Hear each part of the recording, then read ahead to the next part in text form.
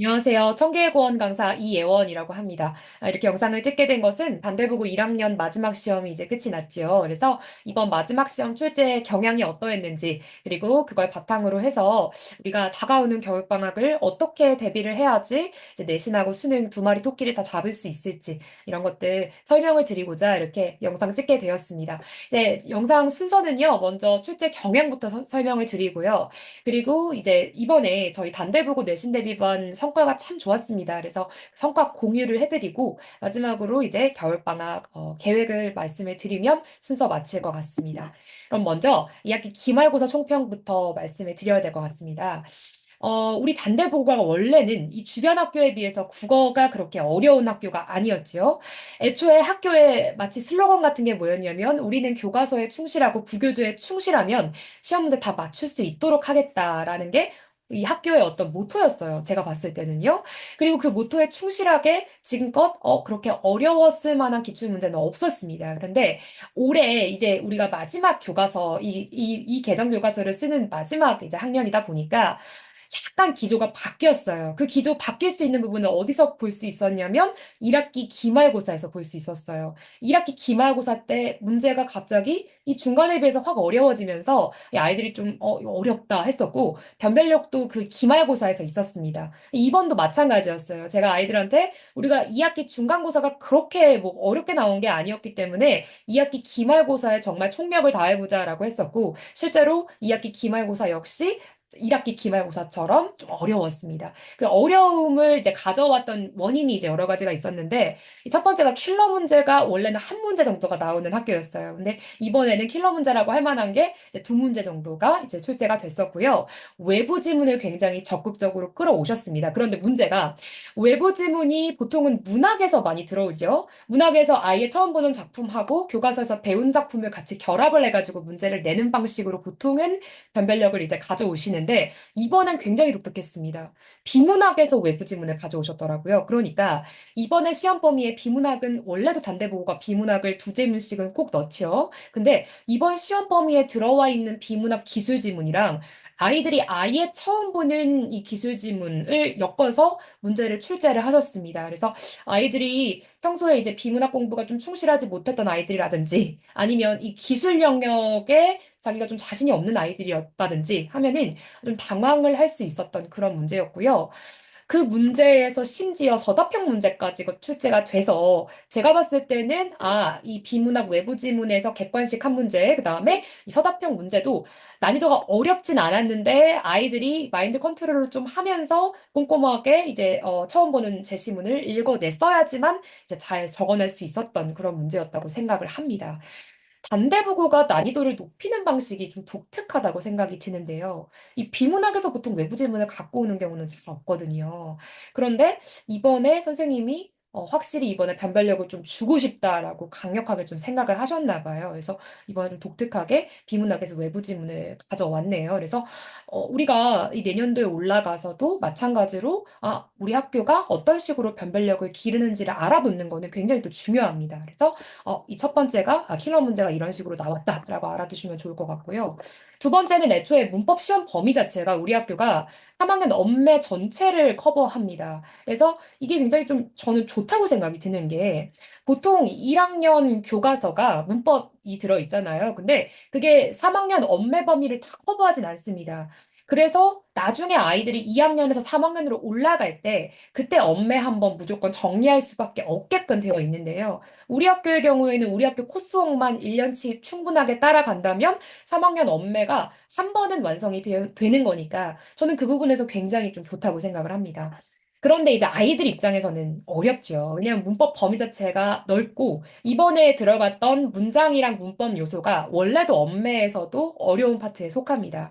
특히나 이 문장이랑 문법 요소를 둘이 같이 끈끈하게 결부시켜가지고 구조적으로 이해를 해놓지 않으면 문제가 조금만 트위스트 돼도 아이들이 굉장히 어려워하는 파트입니다. 그래서 이 두 번째 부분도 이번에 변별력이 좀 있었다라고 평가가 되는 그런 부분이라고 생각을 하고 근데 제가 워낙에 이 아이들한테 얘들아 문법이야말로 문학이나 비문학보다도 변수가 적은 영역이야. 그러니까 문법은 너네가 무조건 잡아놓고 시작해야 돼라고 항상 제가 강조를 하거든요. 이번에도 마찬가지로 제가 아이들한테 신신당부를 한 게 이번에 문법 시험 범위 너무 어렵다. 우리 이거 진짜 제대로 한번 해보자. 해가지고 제가 아이들 이게 요구되는 수준까지 안 올라와서 무료 특강까지 한 번 더 깔 정도로 문법에 진심이었습니다. 그래서 이번에 저희 아이들 문법 다 맞은 아이들 진짜 많거든요. 너무 그 부분은 기분이 좋았고요. 물론 제가 봤을 때 문법에서 아주 어려운 문제는 나오지 않았어서 그거는 좀 아쉽긴 했습니다만 그래도 보통의 평균적인 아이들이 문법에서 한두 문제 어려웠다라고 평가를 하더라고요. 근데 저는 킬러 문제는 넣지 않겠습니다. 자, 그다음에 세 번째는요. 문학이 상대적으로 계속해서 쉽게 나오는 기조에 있습니다.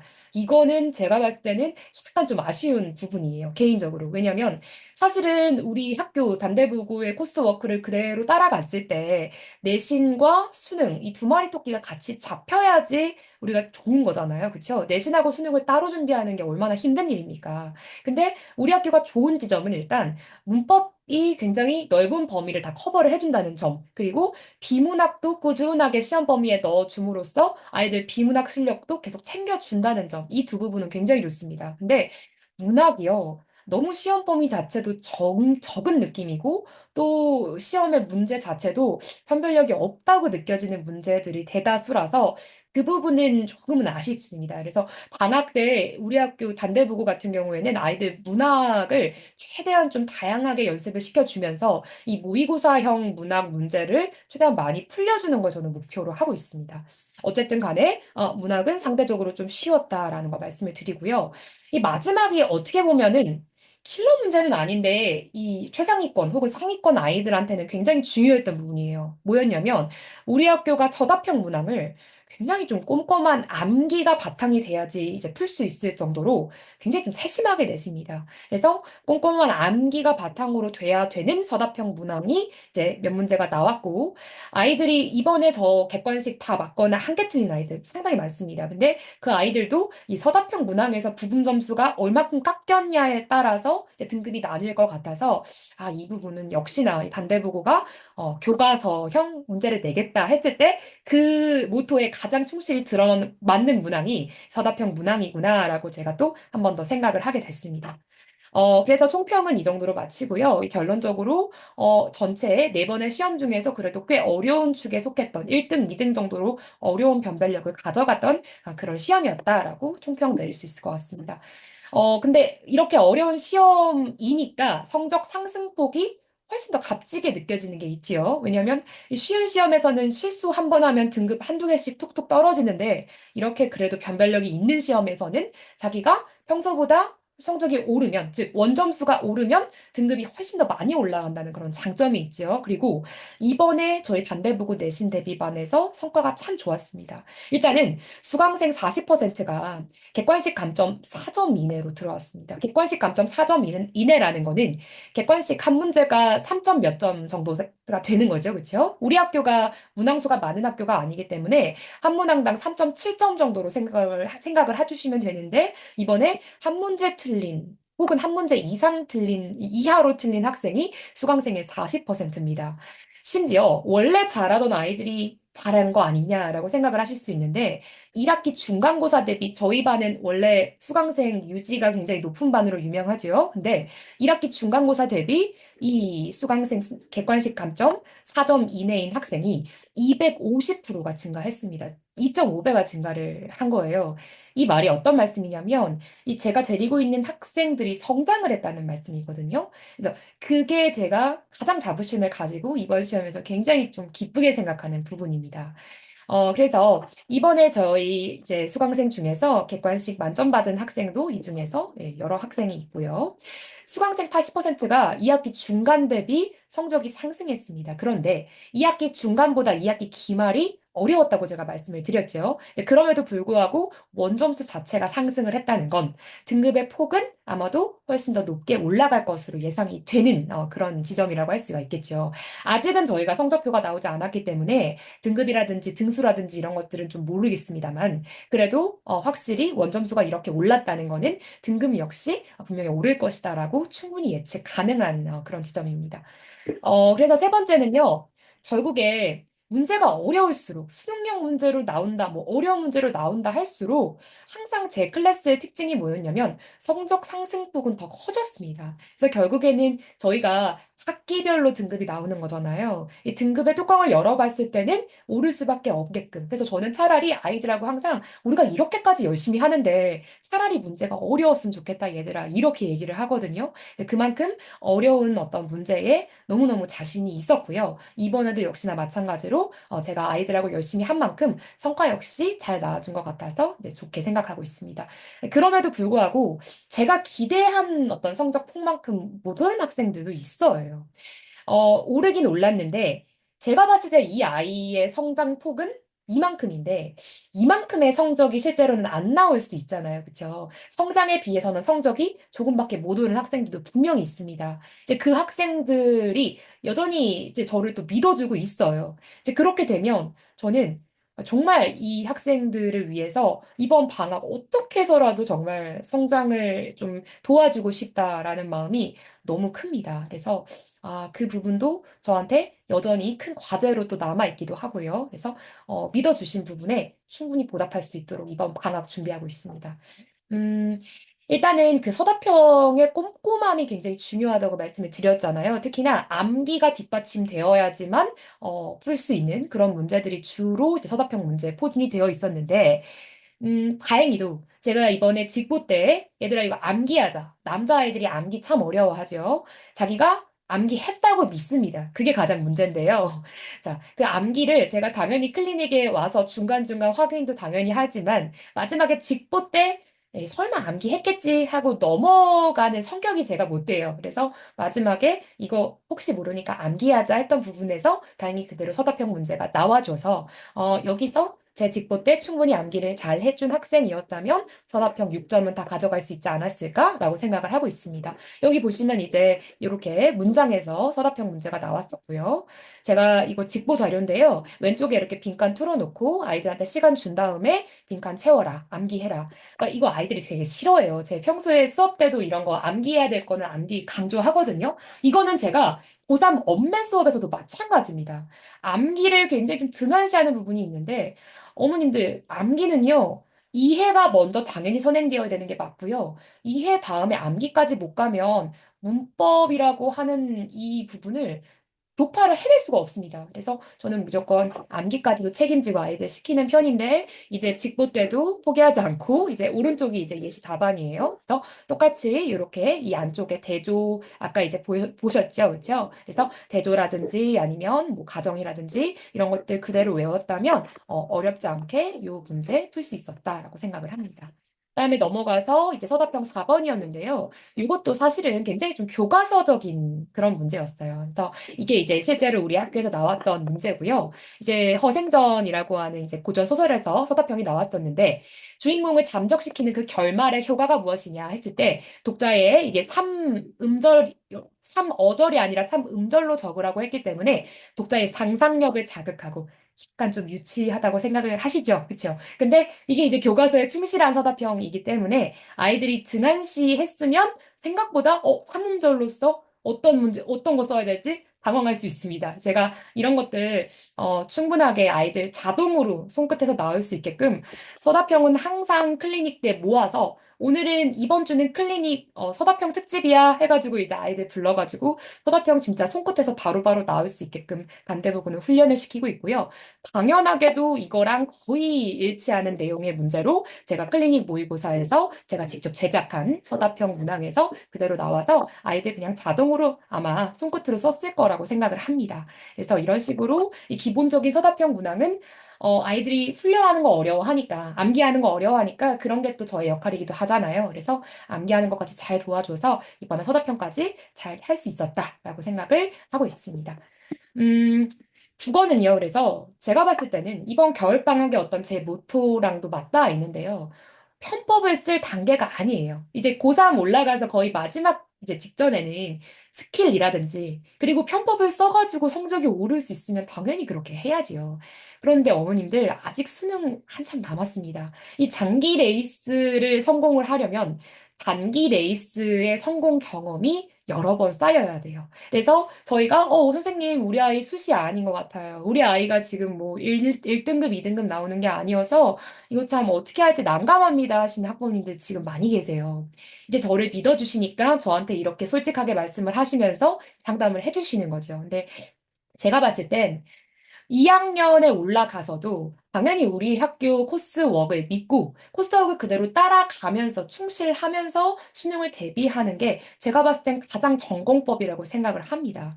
그리고 자기가 물론 수시 100% 파가 아닐지라도 자기가 이 내신이라고 하는 단기 레이스에서 성적이 오르고 오르고 하면서 성공의 경험을 맛보는 거 너무 중요하다고 생각합니다. 그래서 저는 그렇게 2학년의 코스웍을 잘 충실히 따라갈 수 있으면서도 모의고사형 어떤 실력까지 기를 수 있게끔 이번 겨울방학 그 중간지대를 잘 한번 길러보려고 열심히 지금 또 준비를 하고 있습니다. 그래서 제가 이번 어떤 내신 대비반에서 전공법으로 어떻게 아이들 성적 올리게 했느냐. 일단은 뭐 모든 어떤 수단을 총동원을 했죠. 이제 제작 문제도 있었고, 제가 직접 고른 고난도 문제도 있었고요. 손필기 자료라든지 아니면 저의 어떤 장점이 아이들의 약점을 잘 파악하고 그거를 잘 공략을 해주는 게 또 저의 대단한 장점이라고 또 생각을 하고 있습니다. 그래서 그런 부분들 충분히 발휘해서 학교 스타일 제작 반영해서 제작한 모의고사 총 3번 이제 실시를 했고요. 이게 50분 타임을 그대로 두고 한 이제 모의고사였기 때문에 아이들이 상당히 좀 도움이 됐다고 이제 저한테 얘기를 많이 해주더라고요. 그래서 여기서 이제 제작 문제가 50% 이상 될 만큼 학교 스타일에 맞춰서 이제 아이들 훈련을 시켜서 시험장 보냈고요. 매 시험 직후에 아이들 멘탈 많이 털립니다. 왜냐하면 우리 학교 스타일로 제작한 모의고사이기 때문에 이 타임 어택 문제도 좀 있을 수 있고요. 혹은 자기 생각보다 많이 틀리면 선생님 저 이번 시험도 망치는 거 아니에요? 별별 생각 다 들죠. 그럴 때 이제 학생 한 명 한 명 제가 1대1로 피드백 들어가서 너가 이번에 이거를 이만큼 틀린 게 중요한 게 아니라 왜 틀렸는지가 중요하다 하면서 오답까지도 철저히 시켰었고요. 그렇게 해서 결국에 수강생이 처음에는 아이들이 이제 제가 주중 클리닉을 제가 직접 하고 있잖아요. 처음엔 아이들이 클리닉 오기 싫어하지요. 왜냐하면 지금 다른 과목들 할 거 너무 많잖아요. 근데 자기들이 이제는 자발적으로 참여하는 시스템이 될 정도로 이 클리닉이 그만큼 이 아이들한테 도움이 됐다고 저는 생각을 합니다. 그러니까 아이들이 스스로 알아요. 이 클리닉이 성의가 있는 클리닉인지 없는 클리닉인지를 알기 때문에 자기가 봤을 때 도움이 안 되는 클리닉이다. 그냥 문제만 풀고 온다 하면은 안 와요. 근데 저희 반 같은 경우에는 자기들이 그냥 자발적으로 매주 보는 테스트 커트라인 이상으로 넘어갔었어도 자기가 자발적으로 왔었다라는 점에서 전 굉장히 좀 재밌었어요. 그 부분이 되게 기쁘기도 했고요. 그 다음에 제가 이제 아이들은 잘 알 겁니다. 제가 안 되면 될 때까지. 이게 제 모토거든요. 그래서 이번에 문법 범위가 참 많다고 말씀드렸지 않았습니까? 이제 문법 범위가 너무 많은데 아이들이 문법마저 확실히 못 잡고 시험에 들어가면은 분명히 깨질 수도 있을 것 같은 거예요. 근데 제가 기획했던 그 수업의 어떤 차시 안에 제가 봤을 때는 80 정도는 올라왔는데 저는 제 욕심에 90 정도는 올리고 싶은 거죠. 그래서 무료 뚜껑 깔아서 아이들 전원 다 참석하게 한 다음에 이제 문법 한 번 더 아이들 넣어줬죠. 그래서 그때 저희가 풀었던 문법 문제, 그 다음에 최종 모의고사 아이들한테 되게 도움이 됐었다라고 남자아이들 보통 표현 잘 안 하잖아요. 근데 표현 잘하는 또 남자아이들이 저한테 그때 너무 감사했다라고 이제 얘기들을 해주더라고요. 그래서 안 되면 될 때까지 무료 특강도 깔았고 이번에 어머님들 아시죠? 그 단대보고가 워낙에 수행평가가 또 중요하지 않습니까? 왜냐하면 학교에 이제 지필평가가 그렇게 변별력이 아주 있는 시험이 아니었기 때문에 수행평가에서 1, 2점 감점되는 게 생각보다 등급에 판별이 많이 됐었다라는 게 1학기 끝나고 나서 어머님들이 많이 알고 계신 어떤 사실이죠. 그래서 이번에 이제 아이들 수행평가도 제가 정말 클리닉을 따로 빼서 아이들 수행평가 막 편집도 도와주고 아이들 이제 수행평가 이제 허생전 글 써오면 그것도 제가 첨삭도 도와주고 하면서 정말 단대부고는 아이들하고 정말 밀착해서 이번에 수업을 정말 재밌게 했었던 것 같아요. 그래서 기억에 많이 남는 반이라서 1학년이 끝났다는 거가 좀 아쉬운 반이기도 합니다. 제가 이제 요거는 직접 제작한 모의고사가 이제 3회 실시가 됐었는데, 예시 이제 시험지 가지고 왔고요. 두 번째는 손필기 자료를 제가 아이들한테 제공을 하고 있잖아요. 그래서 손필기 자료가 이런 식으로 나갔구나라는 거 공유를 해드리려고 이렇게 사진 가지고 왔습니다. 남자아이들 워낙 필기가 꼼꼼한 아이들도 있지만 필기 꼼꼼하지 않은 아이들도 많죠. 그래서 앞반, 뒷반 필기 모으기도 하고 또 제가 중요하다고 생각하는 부분들 이런 것들 다 녹여서 이렇게 남자 아이들한테는 제가 손필기 거의 무조건 직보 때 나눠주고 있습니다. 겨울방학 학습 전략 마지막으로 말씀드리고 이제 순서 마치게 될 것 같은데요. 겨울방학 학습 전략은 제가 앞선 부분에서 충분히 좀 녹여서 말씀을 드리긴 했습니다만 마지막으로 한 번 더 정리를 하는 게 좋을 것 같습니다. 일단은 단대부고 학생들 한정으로 제가 좀 걱정되는 부분이 아까 뭐라고 말씀을 드렸었냐면 문법은 우리 학교 코스웍이 충분히 커버를 잘 해주고 계신다. 그리고 비문학도 마찬가지로 시험 범위에 계속 넣어주심으로써 아이들이 비문학을 그래도 꾸준하게 접할 수 있었잖아요. 근데 문학이 조금 약하다라고 말씀을 드렸습니다. 그래서 이번 방학 때 아이들 특히 모의고사 공통 과목에서 문학의 경험을 좀 최대한 늘려주는 게 또 중요합니다. 다음 두 번째는요. 사실은 비문학도 좀 걱정이긴 합니다. 왜냐하면 이 비문학이 우리 학교가 이제 시험 범위에 넣어주는 그 비문학이라는 게 모의고사 비문학이 아니거든요. 모의고사에 지문을 넣어주시는 게 아니라 그 우리 부교재 있죠. 지금 필수라고 하는 부교재에 그냥 그 기출 문제가 아니라 그냥 부교재에 올라와 있는 그런 지문을 넣어준 것이라서 그 지문의 난이도 자체가 높지가 않습니다. 그래서 아이들이 평가원 모의고사에 충분히 노출이 되지 않았을 확률이 많이 높고요. 그래서 이번 겨울방학 때 우리 단대고 같은 경우에는 충분히 이 비문학, 문학 이런 거 고난이도를 연습을 좀 많이 해야겠다라는 생각이 제가 좀 강하게 들긴 합니다. 어쨌든 간에 저희가 구주라고 하는 긴 시간이 남아있죠. 이 구주라고 하는 시간이 생각보다 이 아이들한테는 깁니다. 그래서 이거를 처음부터 끝까지 쫀쫀하게 잡아주지 않으면 아이들이 처음에 1, 2주는 다들 열심히 하는 것 같으니까 따라가려고 해요. 근데 그러다가 중간에 한번 꺾이면 다시 이거 올려놓는 데까지 시간이 오래 걸립니다. 근데 겨울방학을 쫀쫀하게 보내놓고 나잖아요. 그러면 2학기 내신 들어가고 이렇게 했을 때 아이들이 훨씬 더 스퍼트가 잘 붙습니다. 사실은 내신의 꽃도 2학년이잖아요. 그렇죠? 그래서 겨울방학을 정말 꼼꼼하게 보내는 게 사실은 너무너무 중요하다고 생각을 합니다. 그래서 문학 같은 경우에는 필수 고전 문학이 사실은 정해져 있습니다. 그래서 필수 고전 문학, 저희가 꼼꼼히 질적으로 깊게 들어가서 채우고요. 이제 문학은 양적으로 늘려줄 시기가 왔어요. 그래서 양적으로 트렌디한 작품들 있죠. EBS에서 몇 년간 잘 실려왔던 그런 문제들을 제가 선별을 해서 트렌디한 작품으로 살 붙이는 작업까지 이번 겨울방학 때 할 예정입니다. 이제 비문학 같은 경우에는 아직은 양치기가 좀 어렵거든요. 그리고 아직은 시기상조예요. 그러니까 2학년으로 올라가면서 아이들이 불안하니까 이 조급증 때문에 자기들이 마치 고3이라고 착각을 하면서 고3처럼 공부를 하는 게 맞는 방향이라고 생각을 합니다. 근데 저는 그 부분이 굉장히 좀 위험한 생각이라고 생각을 해요. 왜냐하면 저희가 2년을 정말 고3처럼 보낼 수 있는 학생이 몇 명이나 될까요?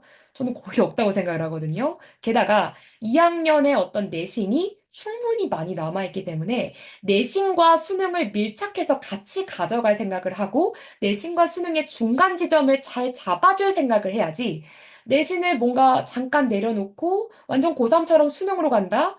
저는 그건 좀 위험하다고 생각을 합니다. 그래서 비문학은 아직은 양치기는 시기상조고 질적으로 깊이 있게 들어가는 경험을 이번 겨울방학 때 무조건 한 번은 시켜줘야겠다라고 생각을 하고 있습니다. 질적으로 깊게 들어간다고 하면 아이들이 그냥 강사가 아무리 꼼꼼히 설명해줘도 자기가 진짜로 이 글의 구조가 수미상관적으로 이 서론에서 얘기했던 이 부분이 결론의 이 문장으로 수렴이 되는구나라는 그 글의 구조를 자기가 직접 경험하기 전에는 이 글을 쫀쫀하게 읽는다는 느낌이 뭔지를 정확히 몰라요. 그래서 그 경험을 시켜주려면 아이들이 노트 정리 열심히 하는 거 제가 옆에서 가이드라인 잡아줄 거거든요. 그래서 이 비문학 한 지문 읽고 당연히 수업도 열심히 들어야겠지만 그 비문학을 자기의 힘으로, 자기의 손으로 이 정리하는 연습까지 이번 겨울방학 때 2학년은 제가 꼭 좀 시킬 예정입니다. 그래서 그 부분으로 질적으로 좀 깊이까지도 가져갈 수 있는 그런 학습 전략을 세우고 있습니다. 그러니까 마지막으로 타임어택 문제가 남아있는데요. 우리 단대부가 내신에서 타임어택이 그렇게 심한 학교가 결코 아니에요. 왜냐하면 문항수 자체가 죠, 그쵸? 다른 학교들은 33문제로 막 40분 시험 보는 학교도 많습니다. 근데 우리 학교 같은 경우에는 50분 시험에 객관식은 뭐 20문제 초반 정도로 이제 잡혀 있지요. 그래서 타임어택 훈련이 좀 안 되어 있어요. 그래서 타임어택 훈련을 좀 일상화해서 9주 동안 긴장도 높게 끌고 가는 게 중요해 보입니다. 왜냐면 결국에 2학년 올라가고 3학년 올라가면서 아무리 잘하는 최상위권 학생들도 타임어택 문제는 피할 수가 없거든요. 텍스트가 많은 과목이기 때문에 자기가 이 시간 관리하면서 마인드 컨트롤 하는 게 생각보다 진짜 중요합니다. 그래서 그 부분도 사실은 무조건 뭐 빨리 풀어, 뭐 시간 재고 풀어, 뭐 이게 중요한 게 아니라 내가 이 타임어택을 계속 체감을 하면서 어떤 부분에서 시간이 지연이 됐는지를 정확하게 진단을 하고 자기의 약점을 파고 들어가서 보완을 할 수 있어야지 단순히 그냥, 나 30분 안에 이거 풀래? 이런다고 해서 타임어택 문제는 해결되는 게 아니더라고요. 그래서 제가 정확하게 그런 약점을 진단하는 데 능하니 그런 부분에서 우리 아이들 어떤 부분에서 시간 지연이 있는지. 예를 들면 이 아이는 문학에서 특히 소설에서 이 보기에 어떤 포인트를 잡지 못해서 시간 지연이 된다든지 이런 부분까지도 제가 정확하게 진단이 가능하거든요. 그래서 그런 부분들 위주로 제가 이번에 학생의 약점을 보완해서 좀 튼튼하게 기초를 쌓는 게 이번 겨울방학의 목표다라고 생각을 합니다. 네, 그래서 전체적으로 겨울방학 제가 어떤 학습 목표를 가지고 준비를 하고 있는지를 말씀을 드렸습니다. 이렇게 되면 제가 준비한 내용은 모두 마쳤고요. 이제 말씀을 드리다 보니까 워낙에 1년이라고 하는 큰 과정을 제가 담으려고 하다 보니 말씀이 좀 길어진 게 아닐까 염려는 됩니다. 어쨌든 이 마지막까지 끝까지 들어주신 분들 너무너무 감사드립니다. 네, 그럼 꼭 뵙겠습니다. 고맙습니다.